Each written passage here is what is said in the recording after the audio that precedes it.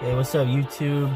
My name is Julian Negron, aka Highginx Beats. Um, so this is going to be a video series where I talk about my journey in music and how I got started, and basically what got me into making beats, what got me into wanting to become an artist or pursue being a producer, beat maker, artist, and basically lessons I've learned along the way and I'm still learning. Basically, I got started making music probably around, I want to say, late 2011, 2012. I used to live in Westminster, California. I grew up just doing regular kid shit like video games, watching Pokemon, Yu-Gi-Oh! I was into Yu-Gi-Oh! Cards. I was into cartoons like Pokemon, Gundam, like all that good stuff back then. And I was always into music, always like listening to music since I was like really young, I can remember. But later on, I had moved in with my aunt over in Buena Park, and I was living with me and like my dad and all my cousins at the time while living together. And my cousin, he was already into making music. He was already like making his own songs. He was recording himself, making beats. And one day he had showed me a song that he made, and I was like really impressed because at that point I didn't even know about like making beats or like people like producing songs like at home on your computer or your laptop. I didn't even know that was a thing.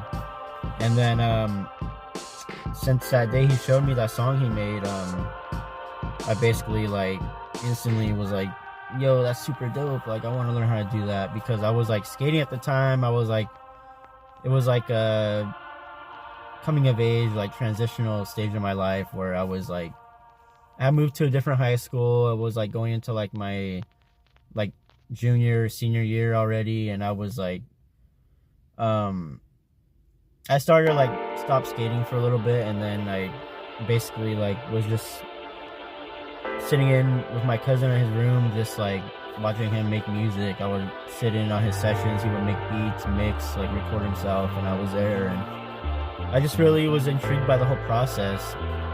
So then he ended up downloading a program called Reason onto my computer. He already had it. This was like Reason 5. He was already using Reason like years before that, since like Reason version 1. He told me he got started in like FL Studio or Fruity Loops like when it first came out. So he was already like experienced. He was like already good at making beats. So basically I just like got addicted to it. I was just one night, I stayed up late. I was on the kitchen table with my laptop, and I made a beat that I like started and finished. It was like an electro house EDM type beat. This was like 2012, and then he was like impressed. He's like, oh, that's like really good actually. Like you could probably actually like do this, like produce music like for reals. And then I took it around with it. At that point I was like, all right, cool, you know, like this is a cool outlet for me. Like I think I was kind of like, I don't know what happened. I kind of stopped skating at the time, but I was like, skating was like my everything. And then making beats kind of became like my new outlet for creativity and expressing myself. So it was like kind of ironic too, because like we literally lived in front of a skate park, like and all the homies were there all the time. But I just decided like, yo, I'm gonna just like make these beats. We were like locked in. Like I was in the garage every day. Like that summer after high school I graduated, I was working a job at Knott's Berry Farm, but I was like, yo, I'm making beats. Like this is like my new shit. At that time, that's like Skrillex was like big. Like Odd Future was popping, like Tyler the Creator. It was like that type of era. So I was like inspired by all those people as well. Which one time I actually did see Tyler the Creator in real life at Knott's Berry Farm. I worked there. He literally like was like 15 feet in front of me. Like I didn't say nothing. I was just like, yo, that's Tyler. Like I listen to his music all the time. But I just didn't really say anything. I let him, like, I minded my own business, but I was still like in awe, like, oh yo, Tyler's like right there. And then like 5 minutes later, he was like chased out on Osprey Farm by a group of people, like fans or whatever. Anyways, yeah, that's when I started really like locking in and honing in on like making beats. Like, I started posting my beats on SoundCloud, uploading them to YouTube back then. And then I was just like hooked, you know. Unfortunately, like, I stopped being friends with a lot of people because I found this new like passion that overtook everything in my life at that point. And then like a few years went by, like 2015 or 2016, somewhere around there. I met another producer at the skate park near my house. He was already like in the mix in the scene, like locally in Orange County, like producing for people. I think he was like producing for people in LA. But one day he was like, yo, like this other homie at the skate park told him that I made beats too. And then we started like talking about beats and then producing. I was like, yo, I use a Reason. He's like, yo, I use FL Studio. I was like, dope. And then he invited me over to his studio he had at the time. He had a studio over here in Fullerton. And then he introduced me to another artist that was like really talented. And then he even told me, he's like, yo, I want you to work with this artist. And then I just sent him some few beats, and then he sent me back one of them, a finished song that had like, yeah, one of his other homies featured on it. It was like actually a really dope song. But that was like a pivotal moment, because I was like, okay, like, now I'm not just making beats in the garage by myself, like having fun. Like, I'm actually like linking with other like rappers. And then I like met another rapper from Orange County.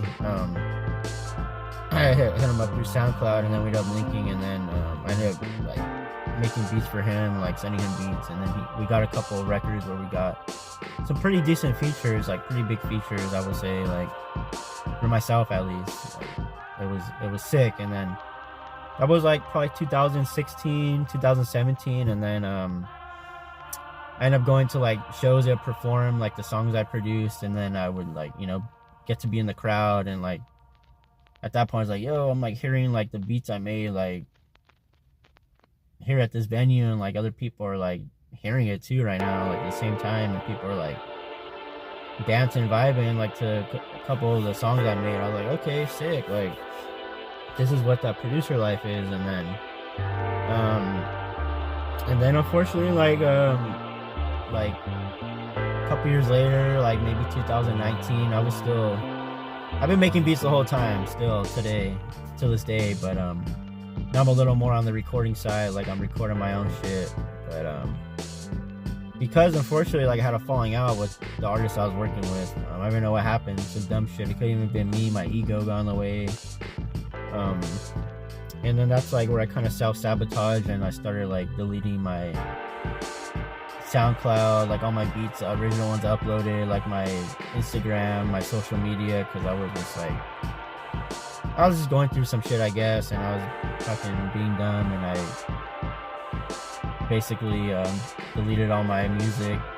And then I had to start like rebuilding my SoundCloud and Instagram from scratch again.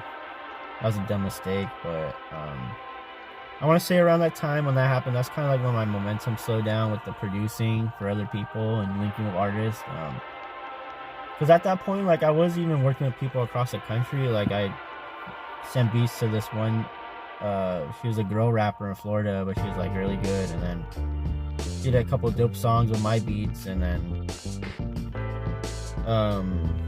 at that point, I was even like reaching out to like other artists, like big artists on Twitter and other producers, trying to like come up, kind of like how like people like Murder Beats were doing it at the time. But yeah, I was just working like basically like BS jobs, you know. I kind of had to at the time out of necessity, because I lived with my family, but I was also paying rent and paying my own bills. So that kind of like probably killed my momentum a little bit with music. But I still pushed through, you know. I was still making beats before, after work. But yeah, at that point, that's when I was like, oh, I decided like, yo, I'm just gonna record myself over my own beats. Like, the people I was working with, we kind of stopped working together, and I don't have anyone to like make beats for right now, and I don't really have any direction for making a beat. So I just went back to square one. Like, I'm making my beats from scratch, and then I started recording myself in the garage, and then recording over my own beats, making my own songs. I was like, all right, cool.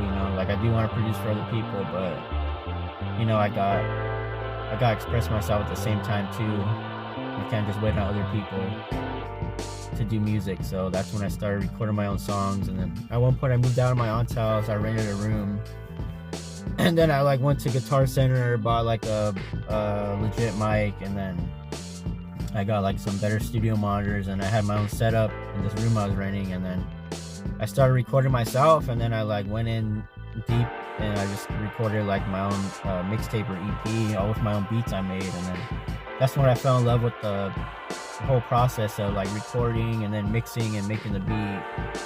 And then I ended up like inviting other people over and recorded them, and then I was like, oh, dope. Now first I was just making beats. Now there's a whole other side to it where I'm recording people, and then that added way more fun to it. And then moving back home, stopped like recording people. I would occasionally, people come over who would record, and I was back with my cousin, and he would engineer some stuff. And then life happened. A little later on, like 2019 going to 2020, like I wasn't working with any artists anymore. And then that's when I just focused on like recording myself, like improving my rapping, singing, whatever. Still making beats, getting better at that too. And then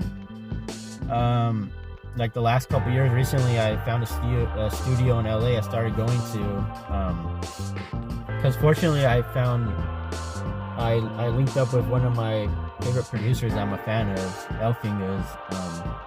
Ended up paying him for some beats. He sent me a whole pack of beats, and like a few years back in like 2022. And then that was the first time I recorded over other people's beats other than my own. And then he sent me a gang of beats, and like there's actually like a handful that I actually liked. And then I just found the studio. At first I was recording myself at home in the apartment, and then it just wasn't the best environment for recording. There's like noise and a lot of background noise and stuff going on. So then I was like, yo, I found the studio. And then on Twitter, I saw that LA Times had reposted them, and obviously I was like, oh, like this is a legit studio. I never been to like a legit studio where I paid for my own session before. And then I reached out to them and then booked my first session. I was a little nervous. Went in, the engineer was already there, included with the 2 hours. And then right away I was like, oh, I just sent them the beats, the Highginx beats. And I was like, yo, I'm just gonna make songs off of these Highginx beats, because obviously they're way better than the beats I made on my own. So I just came into the studio right out the gate and just started recording songs with the Highginx beats. And then after that first day at the studio, I think I did finish the song that first day, and then I went back, and throughout the last couple years I just basically ended up recording an EP, 4-song EP I just put out last year, the Gutter Tape. Pretty proud of that one, even though it hasn't really gotten exposure or views or whatever, but it's all good.